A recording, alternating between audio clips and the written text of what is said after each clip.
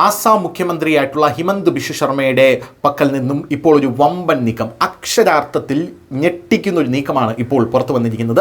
ഹിമന്ത് ബിശ്വ ശർമ്മ നമുക്കറിയാം, ആസാമിൽ ഇപ്പോൾ പൗരത്വ രജിസ്റ്റർ കൊണ്ടുവരണം, CAA നടപ്പിലാക്കാനുള്ള വലിയ രീതിയിലുള്ള ശ്രമങ്ങൾ നടത്തുകയാണ്. അതായത് ഈ വോട്ടർ ID-യിൽ നിന്ന് ബംഗ്ലാദേശികളെയും റോഹിംഗ്യകളെയും പിടിച്ച് പുറത്താക്കാനുള്ള ആ ഒരു നീക്കം ഇലക്ഷൻ കമ്മീഷൻ തുടങ്ങിയതിന് പിന്നാലെ വലിയ രീതിയിലുള്ള ഒരു പ്രതിഷേധമാണ് ആസാമിൽ നമുക്ക് കാണാനായി സാധിക്കുന്നത്. ഈ പ്രതിഷേധം ഒന്നും തന്നെ വകവയ്ക്കാതെ മുന്നോട്ട് പോവുകയാണ് ഹിമന്ത് ബിശ്വ ശർമ്മ. നമുക്കറിയാം, മിയാ മുസ്ലിങ്ങളുടെ 2000 കുടുംബങ്ങളെയാണ് അദ്ദേഹം അനധികൃതമായി കുടിയേറി പാർത്തവരെ പുറത്തിറക്കിയത്. പോരാത്തതിന് കഴിഞ്ഞ ദിവസം ഒരു റിപ്പോർട്ട് പുറത്തു വന്നിരുന്നു, ആസാമിൽ CAA നടപ്പിലാക്കാനുള്ള വലിയ നീക്കങ്ങൾ ഹിമന്ത് ബിശ്വ ശർമ്മ നടത്തുന്നു. ഇതൊരു കലാപത്തിലേക്ക് പോയി കഴിഞ്ഞാൽ അത് അടിച്ചമർത്താനുള്ള സകല പ്രതിവിധികളും അദ്ദേഹം ചെയ്തിട്ടുണ്ട് എന്നുള്ള റിപ്പോർട്ടുകളും പുറത്തു വരുന്നു. ഇപ്പോൾ നമുക്ക് ലഭിക്കുന്ന വിവരങ്ങൾ പ്രകാരം ഹിമന്ത് ബിശ്വ ശർമ്മ പറഞ്ഞിരിക്കുന്നത്, in some districts of Assam, അതായത് ആസാമിലെ ചില ജില്ലകളിൽ ഒരു വില്ലേജിൽ 30,000-ത്തിലധികം ആൾക്കാർ താമസിക്കുന്നുണ്ട്. ഈ 30,000-ത്തിലധികം ആൾക്കാരും അനധികൃതമായി കുടിയേറി വന്ന റോഹിംഗ്യൻ മുസ്ലിങ്ങളോ ബംഗ്ലാദേശികളോ ആയിരിക്കാം.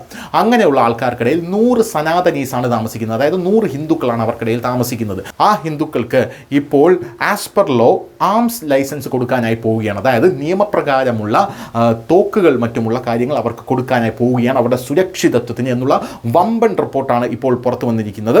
എന്തായാലും അദ്ദേഹം പറയുന്നത്, in some districts of Assam there are villages where only 100 Sanatan Dharma families live among 30,000 people. 30,000 പേർക്ക് നടുവിൽ ഒരു 100 പേരാണ് സനാതനീസാണ് താമസിക്കുന്നത്. As per law such families can get arms licence if they wish. അവർ ആഗ്രഹിക്കുന്നുണ്ടെങ്കിൽ നിങ്ങൾക്ക് ആംസ് ലൈസൻസ്, അതായത് ആയുധങ്ങളുടെ ലൈസൻസ് തരാൻ ഞങ്ങൾ തയ്യാറാണ്, നിങ്ങൾ ആഗ്രഹിക്കുന്നുണ്ടല്ലോ എന്നാണ് ഇപ്പോൾ ഹിമന്ത് ബിശ്വ ശർമ്മ പറഞ്ഞിരിക്കുന്നത്.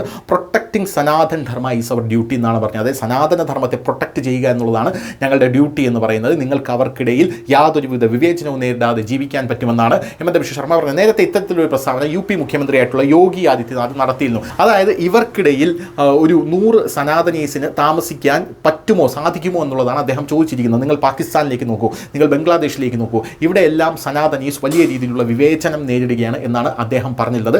അതേ വഴിയിലാണ് ഇപ്പോൾ ഹിമന്ത് ബിശ്വ ശർമ്മയും സഞ്ചരിക്കുന്നത്. News desk, news India Malayalam.